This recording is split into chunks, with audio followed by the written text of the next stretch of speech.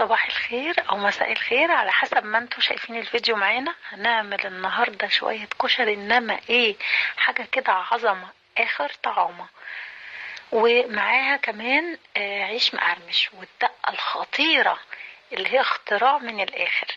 هنشوف بقى المكونات دلوقتي وهنقول لكم هنعمل الكشري ازاي. يلا بينا.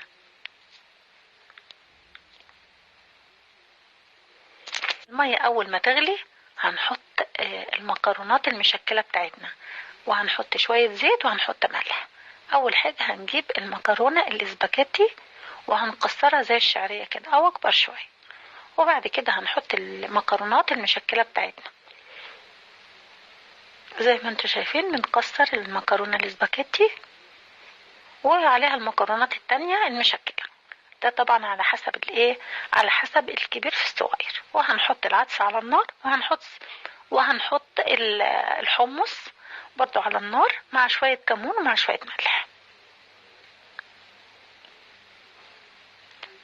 هنجيب حلة تاني فيها زيت. اول ما الزيت يقدح بنحط مكرونة سباكيتي متكسرة مع مكرونة صغيرة مع مكرونة اكبر منها شوية، المهم مكرونة متشكلة. هنغسل الرز كويس وبعدين نحطه على المكرونة المتحمرة مع شوية طبعا شعرية، كل دوت، وهنبتدي نشوحه على النار.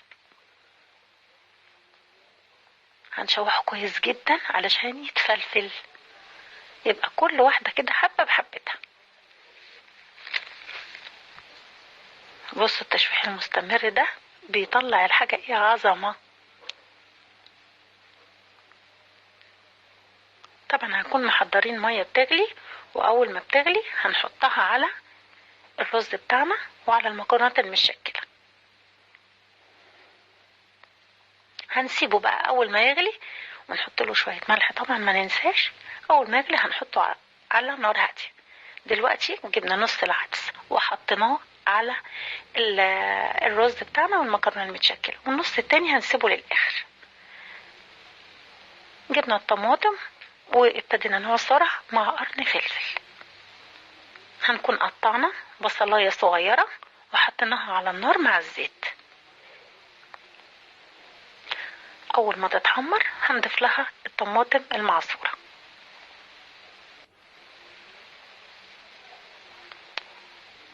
كده ضفنا الطماطم المعصورة وهنحط لها التوابل بتاعتها ملح وشوية كمون وشوية فلفل اسمر وشوية بهارات صغيرين.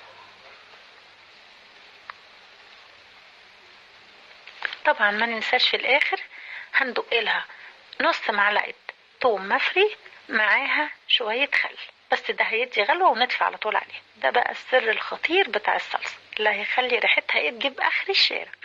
هنا هنجيب بصل حلقات رفيعة جدا وهنرشها بشوية ملح وشوية دقيق وهنحطها على النار. دي بقى هتبقى البصلة بتاعة الكشري اللي هتتحط من فوق الوش، هتبقى مقرمشة وايه، طعامة.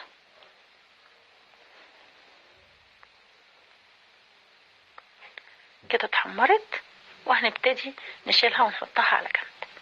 ما ننساش بقى ان احنا هناخد من الزيت بتاع البصل دوت كبشة كده حلو. هنعمل منها الزيت الشطة او الشطة الزيت بتاعتنا، وهناخد معلقتين من الزيت بتاع البصل ده ونقلب منهم المكرونة المسلوقة.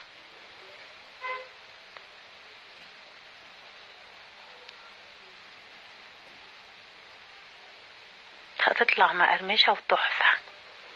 بصوا القرمشة عاملة ازاي، تحفة. ما ننساش بقى العيش دوت اللي هنقطعه ونحمره، ده بيبقى عيش شامي او ابيض. دي بقى الدقة الخطيرة بتاعتنا. الدقة دي من مية العدس. هناخد مية العدس ونحط عليها طماطم قطع صغيرة وفلفل قطع صغيرة، وهنحط شوية شطة وشوية كمون وشوية خل، ونبقى دقين شوية توم بقرن فلفل بشوية ملح ونحطهم على الدقة.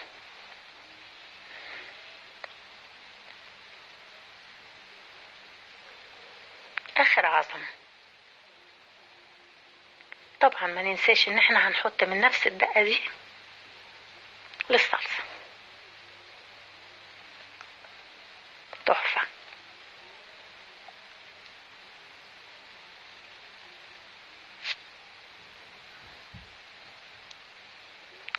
دي بقى الشطة الزيت، هنحط لها شوية زيت من من البصل، من زيت البصل، وهنحط شوية صلصة وثلاث اربع معالق شطة، او على حسب الكمية بتاعتنا، وكده يبقى الكشري خلص.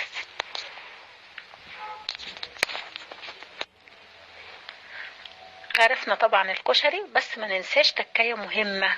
التكاية ديت اللي هي جبنا مية العدس، وبرضو خدنا منها كبشتين وسقينا بيهم الرز، اللي هو مع المكرونات المتشكلة. يبقى كده مية العدس عملنا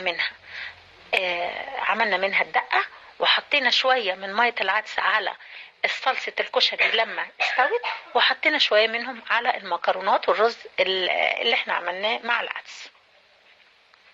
كده غرفناه. بصوا يا جماعة ريحته جايبة لآخر الشارع. انا والشفا، لو عجبكم الكشري وعجبكم الطريقة يا ريت تعملوا لايك وتعملوا اشتراك للقناة. بالهنا والشفا، سلام.